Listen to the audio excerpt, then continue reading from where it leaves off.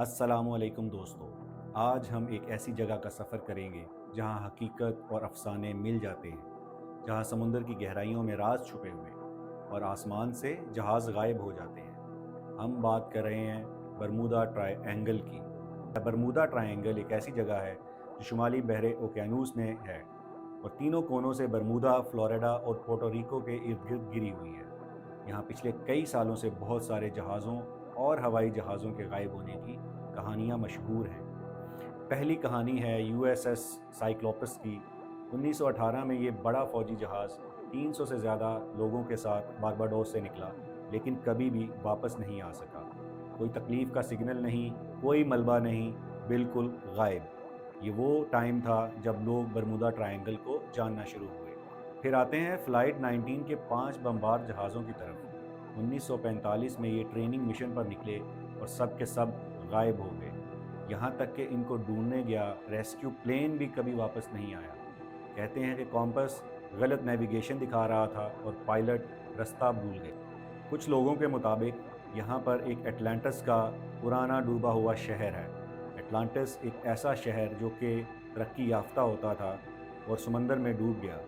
कहा जाता है कि एटलांटिस की टेक्नोलॉजी आज भी बरमूदा ट्रायंगल में काम करती है और जहाज़ों और हवाई जहाज़ों को अपनी तरफ खींचती है। अगरचे ये एक कहानी है, लेकिन इस पर बहुत से लोग यकीन भी रखते हैं। साइंटिफिक पॉइंट ऑफ व्यू से देखने वाले लोग इस बात को मानते हैं कि समंदर के नीचे मीथेन गैस के बहुत बड़े बड़े ज़खायर मौजूद हैं और कभी कभी ये गैस निकलती है और पानी की डेंसिटी को कम कर देती है और जहाज़ डूब जाते हैं, या फिर ये गैस बाज़ औक़ात हवा में आग लगा देती है और जहाज़ जल जाते हैं। यहाँ का मौसम भी बहुत अजीब है।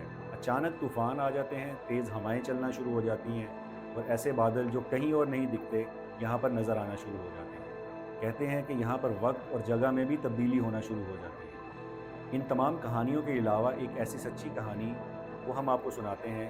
जब 1970 में एक पायलट जॉन स्पेंसर बहामास से मियामी की तरफ जा रहे थे, जॉन ने देखा कि आगे कुछ अजीब बादल हैं। वो बादल एक सुरंग की तरह थे और उनके अंदर रोशनियां चमक रही थीं। इन तमाम चीज़ों ने जॉन को एक्साइट किया और वो अपने प्लेन को इन बादलों के अंदर ले गया। प्लेन के इंस्ट्रूमेंट्स ने जूं ही वो बादलों के अंदर गए काम करना छोड़ दिया और कैंपस की डायरेक्शन भी गलत आना शुरू हो गई। इंजन की आवाज़ बदल गई और जॉन को ये समझ नहीं आ रहा था कि वो कहाँ आ गया है और इसके साथ क्या हो रहा है। ये सिलसिला थोड़ी देर तक चलता रहा, लेकिन फिर अचानक सब कुछ नॉर्मल हो गया। जॉन ने देखा कि वो अचानक मियामी पहुंच चुके हैं, लेकिन ये सब कैसे हुआ? वो बहुत कम वक्त में वहां पर पहुंच गए थे और इतना कम वक्त कि वो समझ ही नहीं सके। क्या वो वक्त में आगे सफ़र कर गए थे और या क्या वो किसी और दुनिया में चले गए थे? इस बात का आज तक जॉन को नहीं पता चला। जॉन स्पेंसर की ये कहानी आज भी एक राज है। वो आज तक नहीं समझ सके कि उनके साथ क्या हुआ।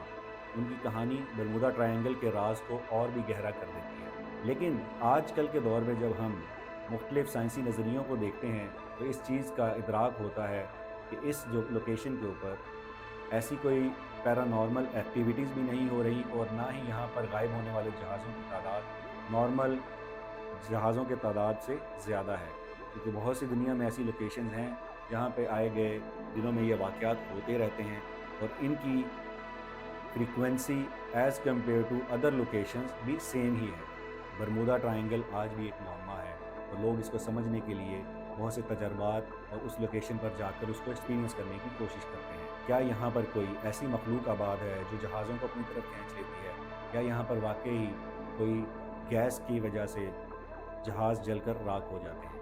ये वो तमाम सवालात हैं जो आज तक साइंस ढूंढ रही है, लेकिन हम इसका जवाब अभी तक नहीं जानते। आपके ख़्याल के मुताबिक इस लोकेशन पर ऐसा क्या है जिसकी वजह से लोग यहाँ पर जाने से भी घबराते हैं और यहाँ पर जाकर जहाज़ गायब होना शुरू हो जाते हैं?